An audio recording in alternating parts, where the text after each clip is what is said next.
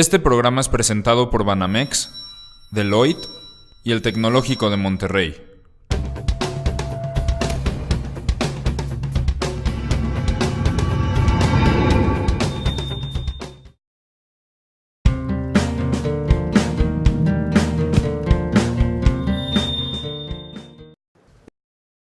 Escaparate de las mejores empresas mexicanas. Hola, mi nombre es Pablo René Ramírez y soy coach de las mejores empresas mexicanas.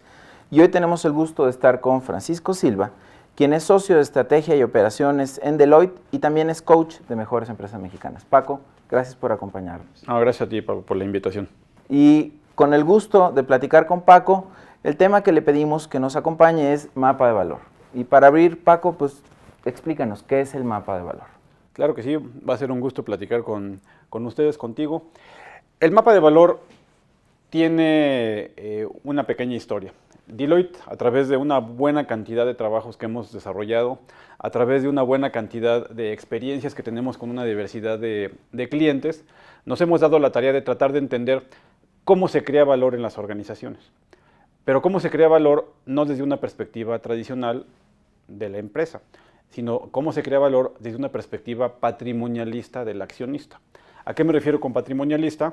El accionista tiene opciones. El accionista puede poner su dinero en la empresa 1, puede poner su dinero en la empresa 2, o puede decidir poner su dinero en una inversión libre de riesgo.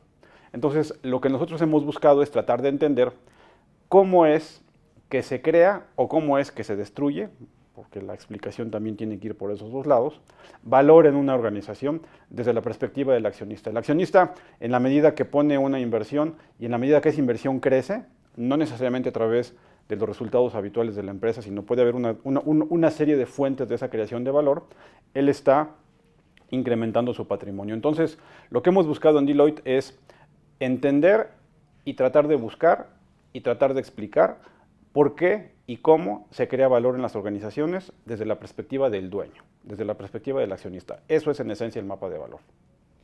¿Y cuál es el uso que tiene entonces dentro de las empresas, Paco? Claro que sí, Pablo. ¿Qué uso tiene? El mapa de valor lo que busca es interpretar, como comentábamos, por qué se crea valor. Entonces, tiene una diversidad de usos. En primer lugar, proporciona estructura. Proporciona la capacidad de entender cómo es que los diferentes elementos, las diferentes palancas de valor que existen en la empresa se conjuntan para construir esa creación de valor. Entonces, proporciona varias cosas. Lo primero que proporciona es una estructura, un marco de referencia de cómo se crea valor. Ese marco de referencia puede tener a su vez varios usos. Puede ser utilizado simplemente como un checklist, si lo quieres ver así, de todos aquellos aspectos que la administración tiene que considerar en su búsqueda de creación de valor. Puede ser utilizado como un marco de referencia para crear un tablero de indicadores, para crear el equivalente de un scorecard en la organización. Puede ser utilizado para entender cuáles son los diferentes aspectos donde tú puedes optar por tomar una decisión contra tomar otra decisión. Puede ser también utilizado para definir cuáles son aquellas cosas un poquito más coyunturales, un poco más tácticas que se tienen que desarrollar en el día con día. Y también puede ser utilizado como una herramienta para decidir inversiones, como una herramienta para decidir si la alternativa A o la alternativa B, ante un capital limitado, ante unos recursos limitados, ante un tiempo limitado, nos proporciona mayor rendimiento que la otra alternativa. Esa es la diversidad de usos que puede tener el mapa de valor. Paco, para cada uno de los impulsores de valor que consideramos dentro de mejores empresas mexicanas, ¿podrías darnos un ejemplo del tipo de prácticas que se reconocen en la iniciativa? Claro que sí. ¿Qué es lo que hace el mapa de valor entonces? La mecánica o el marco de referencia que utiliza es tratar de dividir aquellos elementos que construyen valor. Esos elementos los tenemos identificados y los hemos limitado a 5.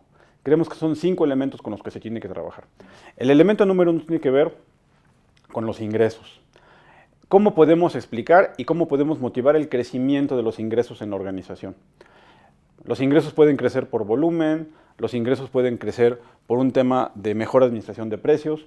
Entonces, el primer elemento que buscamos nosotros potenciar y explicar y traducir en acciones prácticas, en acciones que realmente permitan un movimiento rápido hacia la mejora, es el crecimiento de los ingresos. El elemento número 2 tiene que ver con la operatividad. Le llamamos el margen de operación, pero tiene que ver esencialmente con la capacidad que tiene una organización de desarrollar eficientemente y desarrollar efectivamente sus actividades del día con día. Es decir, comprar bien, es decir, producir bien, es decir, entregar bien, es decir, enfocarse a los clientes apropiados, que las funciones de back office, que las funciones de soporte, finanzas, administración, capital humano, talento, tecnología de información, auditoría interna, el área legal, que todas las funciones que soportan los procesos sustantivos de la organización funcionen apropiadamente. Ese es el elemento número 2. Características del elemento número 1 y del elemento número 2 es que si los traducimos en un esquema un poco más financiero, los podemos encontrar en un estado de resultados. El mapa de valor utiliza desde el punto de vista de soporte metodológico la fórmula DuPont, que lo que hace es explicar por qué se genera valor o por qué existe un retorno sobre la inversión en las organizaciones. La tercera palanca de valor tiene que ver con la gestión de los activos, con la gestión del capital, para ponerlo en una perspectiva un poquito más financiera. En la medida que nosotros hacemos lo mismo con menos capital, somos una empresa más rentable, somos una empresa más productiva.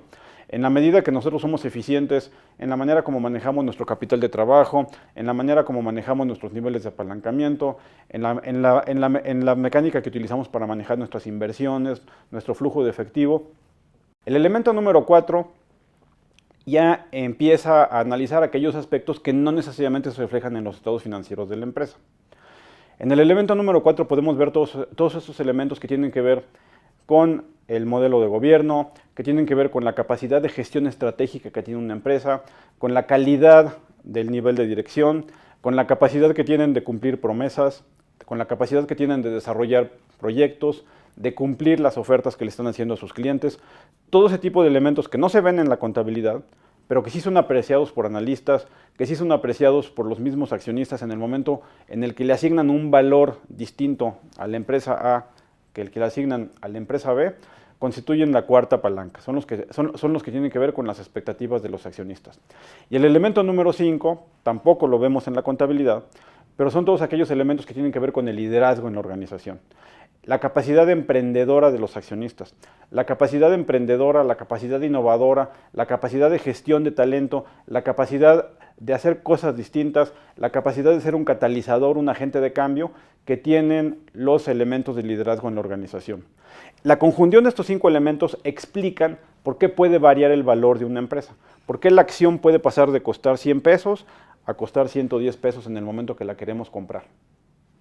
Esas explicaciones es el producto de esta radiografía de los elementos de creación de valor que podemos observar justamente en el mapa de valor. Y por eso se llama mapa de valor, porque explica desde arriba, desde la perspectiva del accionista, por qué la empresa vale más o por qué la empresa vale menos y qué debo hacer para incrementar mi patrimonio, qué debo hacer para incrementar el valor de la empresa desde la perspectiva de esta creación de valor.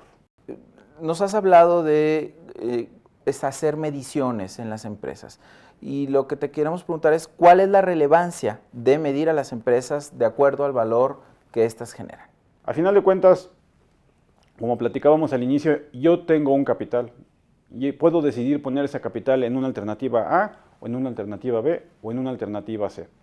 En la medida que yo puedo entender por qué se crea o se destruye el capital, es en la misma medida en la que yo puedo influenciar que ese capital se gestione de una manera diferente. Es la medida en la que yo puedo mejorar la administración, enfocar justamente mis esfuerzos, enfocar justamente mis inversiones, enfocar justamente mi atención y mi tiempo a los elementos que más nivel de apalancamiento, a los elementos que más pueden generar beneficios dentro de los resultados de la organización y dentro de esta perspectiva de creación de valor. Si yo detecto que mi problema no es de operación, sino que mi problema es que tengo una sobreinversión, puedo gestionar esa sobreinversión. Si detecto que mi problema tiene que ver con la operatividad, me puedo enfocar en ese aspecto que tiene que ver con la operatividad, con la gestión diaria del negocio. Si detecto que tengo un problema de baja participación de mercado, me puedo enfocar en aquellas actividades que tienen que ver con crecimiento del mercado y puedo combinar los elementos, porque obviamente pensando sistémicamente, las cosas que pueden afectar una palanca de valor también pueden afectar 2 o 3 palancas de valores adicionales. Entonces, el mapa de valor también me proporciona la capacidad de entender ver sistémicamente los fenómenos económicos que afectan a la organización y entenderlos y actuar como tales. Entonces, resumiendo un poco, usos, lo puedo utilizar como una herramienta de entendimiento para planear, para hacer mi estrategia, para mejorar mis aspectos coyunturales, mis aspectos del día con día de la gestión del negocio, y yo puedo utilizar también el mapa de valor justamente para enfocar aquellos elementos externos de la organización que inciden en el valor de la empresa. Esa es la verdadera utilidad. Esa es, desde el punto de vista del accionista, el elemento que más me puede representar de cambio entre utilizar o no utilizar una herramienta como esta. Por supuesto que yo puedo optar por un esquema inercial de gestión, pero si yo decido mejorar ese esquema inercial y mejorar mis procesos de planeación y utilizar herramientas como el mapa de valor, lo que voy a tener es una capacidad de incrementar fuertemente la incidencia que mis acciones tienen sobre la operatividad y sobre el negocio y sobre la manera como mi capital genera un retorno, porque yo decidí ponerlo en esa alternativa después de haber tenido otras alternativas para utilizarlo. Bien, Paco, nos has hablado de manera muy extensa y muy interesante acerca de cómo se gestiona, se construye y la gran importancia que tiene el mapa de valor en las empresas. Me resta nada más agradecerle a Paco su participación y despedirnos. Paco, muchas gracias nuevamente por acompañarnos, por compartirnos esta información tan relevante. Pablo René, un gusto estar con ustedes y contigo. Y bueno, hemos cubierto el tema de mapa de valor. Esto es Escaparate, las mejores empresas mexicanas. Mi nombre es Pablo René Ramírez y nos vemos a la siguiente. Paco, nuevamente, muchas gracias. Un gusto.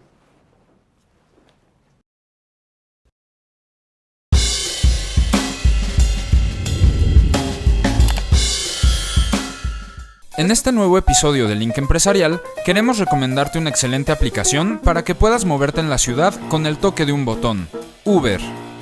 Uber es una aplicación que ha revolucionado la forma en la que solemos ver a los comunes taxis. Utiliza el GPS de tu smartphone para detectar tu ubicación y conectarte con el chofer más cercano del lugar donde te encuentras. No importa que no sepas tu ubicación, el chofer llegará a ti. La aplicación te mostrará los datos del chofer, el modelo del auto que pasará a recogerte y el número de matrícula.